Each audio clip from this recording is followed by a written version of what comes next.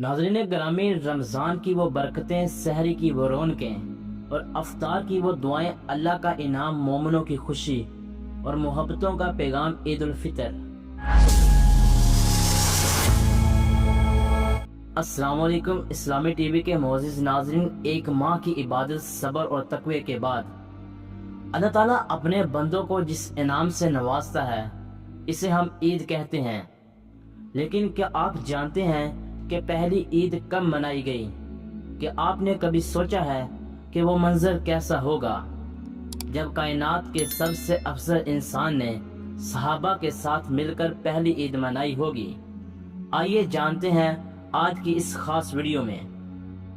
تاریخ بتاتی ہے کہ ہجرت سے پہلے مدینہ کے لوگ سال میں 2 دن نوروز اور مہرجان کے نام سے تہوار منایا کرتے تھے۔ ان دنوں میں وہ کھیل، تماشے اور میلے لگاتے تھے۔ لیکن جب اسلام کی روشنی پھیلی تو اللہ کے نبی صلی اللہ علیہ وسلم نے فرمایا، اللہ نے تمہیں ان 2 دنوں کے بدلے میں ان سے بہتر 2 دن عطا فرمائے ہیں، عید الفطر اور عید الاضحیٰ۔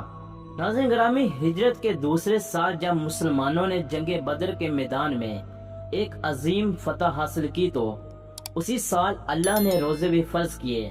رمضان کے روزے مکمل ہوئے تو اللہ نے مسلمانوں کو فتح اور عبادت کی خوشی میں عید کا تحفہ دیا۔ پہلی عید کی داستان بڑی جذباتی ہے۔ صحابہ کے پاس نئے کپڑے نہیں تھے، فاقوں کی وجہ سے جسم کمزور تھے، لیکن دلوں میں ایمان کی وہ تیش تھی کہ پورا مدینہ اللہ اکبر کی صداؤں سے گونج رہا تھا۔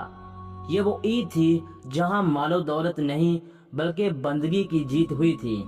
اب سوال یہ ہے کہ ہمارے نبی صلی اللہ علیہ وسلم عید کیسے مناتے تھے؟ آئیے ان سنتوں کو تازہ کرتے ہیں جو آج ہم بھولتے جا رہے ہیں۔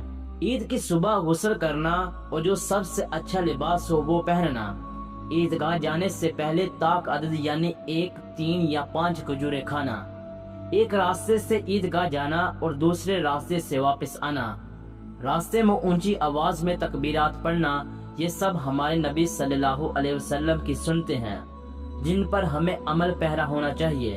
ناظرین یاد رہے، عید کی خوشیاں اس وقت تک ادھوری ہیں جب تک ہم اپنے غریب بھائیوں کو یاد نہ رکھیں۔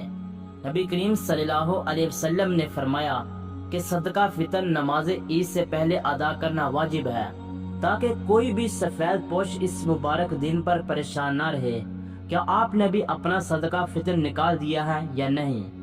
عید کا اصل پیغام محبت اور بھائی چارہ ہے۔ اپنے رشتہ داروں اور ان لوگوں سے گلے ملیں جن سے آپ کی ناراضگی ہے۔ امید ہے کہ آج کی یہ امام فروز داستان آپ کو پسند آئی ہوگی۔ اللہ کرے یہ عید آپ کی زندگی میں ڈھیروں ڈھیر خوشیاں اور سکون لے کر آئے۔ کمنٹ میں ہمیں ضرور بتائیں کہ آپ اپنی عید کیسے گزارتے ہیں، اور اس ویڈیو کو صدقہ جاریہ سمجھ کر اپنے پیاروں کے ساتھ شیئر کریں۔ اسلامی ٹی وی کو سبسکرائب کرنا نہ بھولیے۔ ملتے ہیں اگلی ویڈیو میں، تب تک کے لیے اللہ حافظ۔